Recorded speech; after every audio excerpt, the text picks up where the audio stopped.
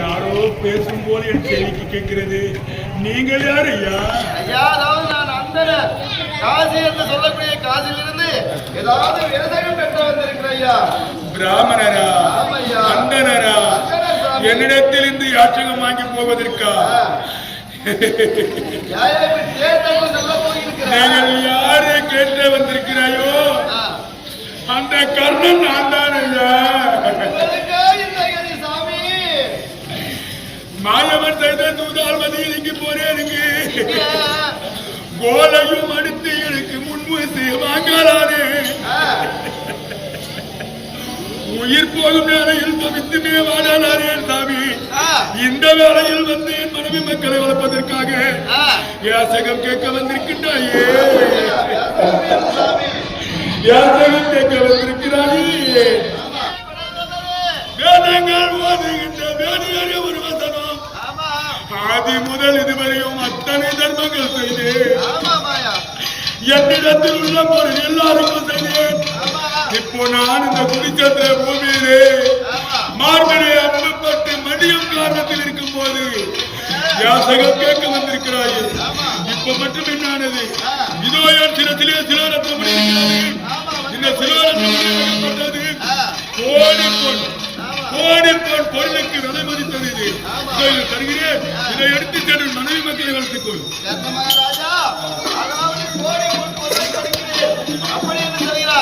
அதாவது இதை எடுத்து சென்று மனைவி மக்களை வளர்த்துக் கொள். அப்படியா? எடுத்து சென்றதை உண்டானா நான் இருப்பதோ யாழ பிராமன் அரசர்கள் கண்டு என் அடிக்கிறவை கண்டிப்பாக வேணா.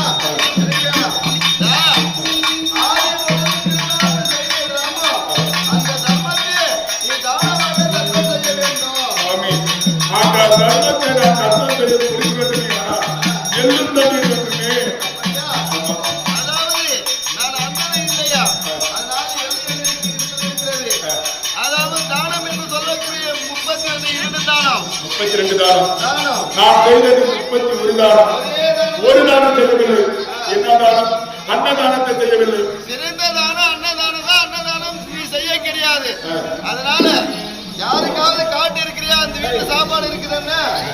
அதாவது ஏன் நான் செய்யவில்லை அன்னதானத்தை? என்னை பார்ப்பவர்களால் வீழ்ச்சியாக ஆட்சியாரி மீதும் ஜாதி எல்லாம் இன குலத்தில் பிறந்தவன் அப்படி என்று சொன்னார்கள் பத்தியா? நான் ஜாதி பெற்றவன் அன்னதானத்தை கொடுத்தால் யாராவது சாப்பிடுவாங்களா? அதற்காக அன்னதானத்தை செய்யவில்லை சுவாமி. யாருக்காவது அன்னதானம் உதவி செய்தார் இல்லையா? ஒரு நாள் ஒருவர் வந்தார், பசி எனக்கு அவர் வந்து கேட்டார். அந்த வீட்டுக்கு போய் சாப்பாடு போடுவாங்கன்னு சொன்னேன். காட்டு இருக்கிறியா? அப்படியா? காட்டு நீட்டுனா கண்டிப்பா ஜலம் பெருகும். என்னிடத்துல வெள்ளை இருக்கிறது. தர்மதேவதைகளை ரத்தமா செய் கண்ணா. கண்ணா செய்ப்பா. என்ன? நான் காட்டி வேறு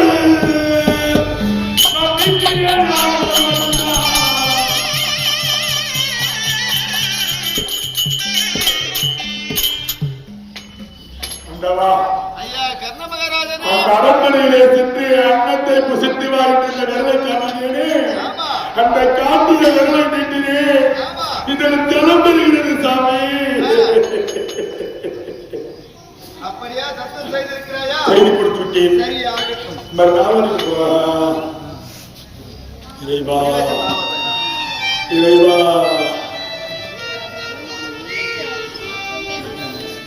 அதாவது உலகத்திலே இந்த கண்ணனை விட கண்ணன் தான் பெரியார்.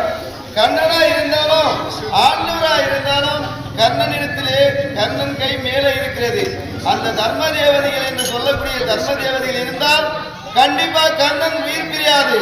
அதுக்காக நான் அந்தனரை சென்று அது எல்லாம் தத்தமா நான் வாங்கியிருக்கிறேன். கண்டிப்பா கண்ணன் உயிருக்கு நான் தான் ஆபத்து. இருந்தாலும் கண்ணனை விட இந்த கண்ணன் தான் பெரியார். கண்ணா யாரு? நான் தான் வந்திருக்கிறேன். கண்ணெல்லாம் பஞ்சு அடைந்திருக்கிறது. நான் பார்க்க முடியவில்லை சுவாமி. அப்படியா? அதனால இதோ நான் ஞானக்கண் தருகிறேன். நீ பாரு.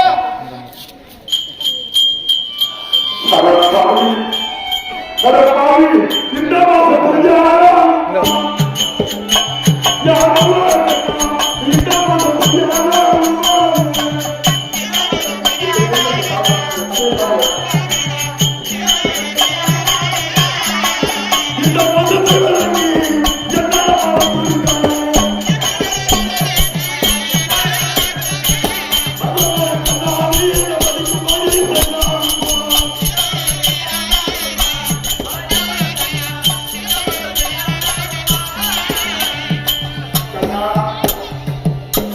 அனைத்துமே அறிந்தவர், அனைத்துமே தெரிந்தவர். எங்க அப்பாவுக்கு நான் இருக்கும் இடத்தை காட்டி கொடுத்தவர். அன்று எங்க அப்பாவுக்கு நான் இருக்கும் இடத்தை காட்டினார். இன்று என் தம்பி கையினால் என் உயிரை போற்பதற்கும் காட்டிவிட்டார். அப்பாவி, உனக்கு என்ன பணம் வந்து என் உயிரினுக்கு எடுத்தார். அதனால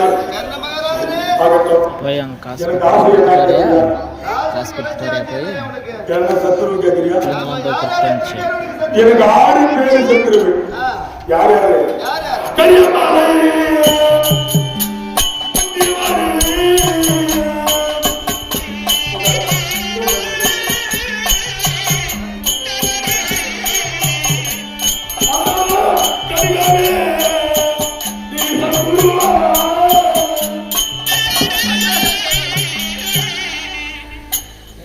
முதலாக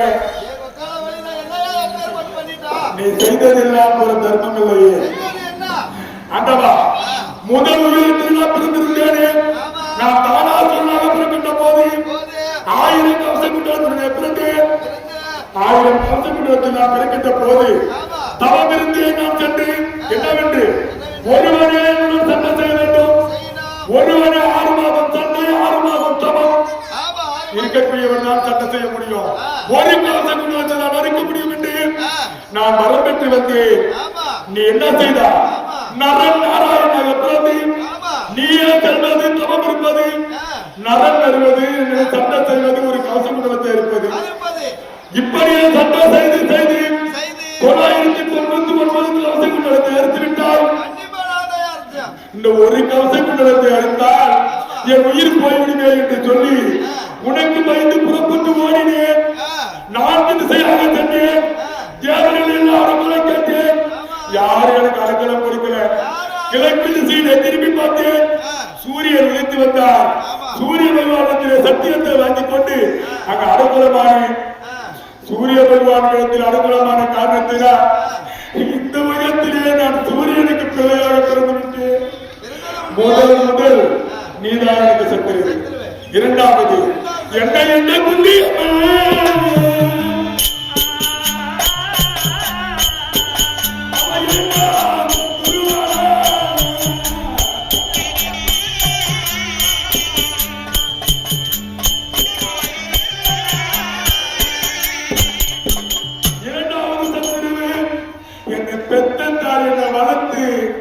ஒரே ஒரு சொட்டு என் தாய் சனத்தை நான் பால் குடித்திருந்தார். உன்னை போல கண்ணன் எத்தனை கண்ணன் வந்திருந்தாலும் பார்த்திருப்பேன்.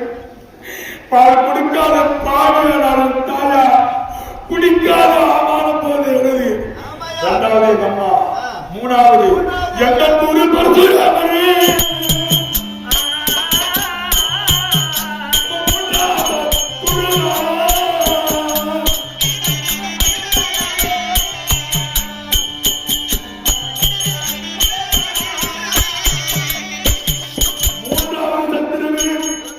என் குருவாகிய பரிசுராமன் சாப்பிட்டார். 4வது சத்திரமே தாமதேன பசுவே. 5வது சத்திரம் பூமாதேவி. 6வது சத்திரமே தேவ இந்திரன். இந்திரன். இந்த 6 பேரு சத்துருவா.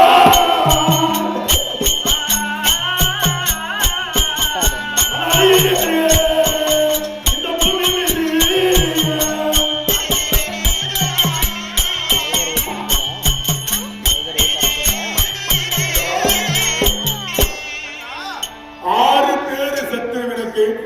அலைகிறேன் இந்த பூமியில். எனக்கு என்ன வேணும் தெரியுமா?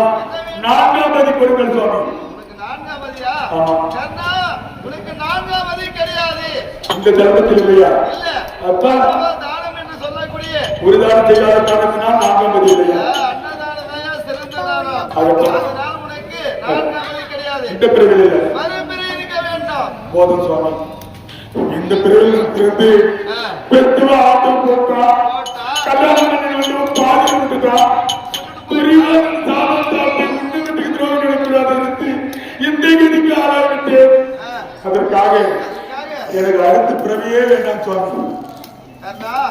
அதாவது பிறவி என்பது இருப்பது இருந்தாலும் நீ சிறுதண்ட பக்தனாக பிறக்க வேண்டும். அடுத்த பிறவிலே நான் சிறுதண்ட பக்தனாகவும் என் புறமே சொல்லுங்க ஒரே புற என் நான் சிறுதண்ட பக்தனாகவும் என் மகன் சீராகவும் என் மனைவி நிற்காட்டுகையாகவும் பிறகு 1000 பேருக்கு அன்னப்படி நாட்டி 1000 பேருக்கு சாதம் அளிக்க வேண்டும். அப்பதான் எனக்கு நான்காம் மதியா போதும் சுவாமி போதும் இரு. இப்ப துரியோதனத்தில் நான் சேர்ந்ததற்காக குடைவெள்ளல் கர்ணன் என்று பேர் எடுத்து வாழ்ந்தேனுங்க. அடுத்த பிறகு கருதினால் யாரும் போய் 1000 பேருக்கு அன்னப்படி நாட்டி சாதம் அளிப்பது. அதாவது அஷ்டலட்சுமி என்று சொல்லக்கூடிய உங்க பொண்டாட்டிங்க 8 லட்சுமி இருக்கிறார். தானலட்சுமி, தனலட்சுமி, ஆதிலட்சுமி, நீதிலட்சுமி என்று சொல்லக்கூடிய தனலட்சுமி உங்க வீட்டுக்கு அனுப்புறோம். கண்டிப்பா சாதம் போட உன்னால் முடியும். அப்படியா? சரி ஆகட்டும் சுவாமி. இன்னொரு ஆசை எனக்கு.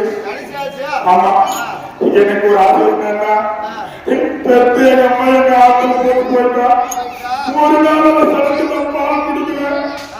எங்க அம்மா மேல எனக்கு எங்க அம்மா மணி மீது என் தலை வைக்க வேண்டும். தலை வைத்து எங்க அம்மா என்ன செய்ய வேண்டும்?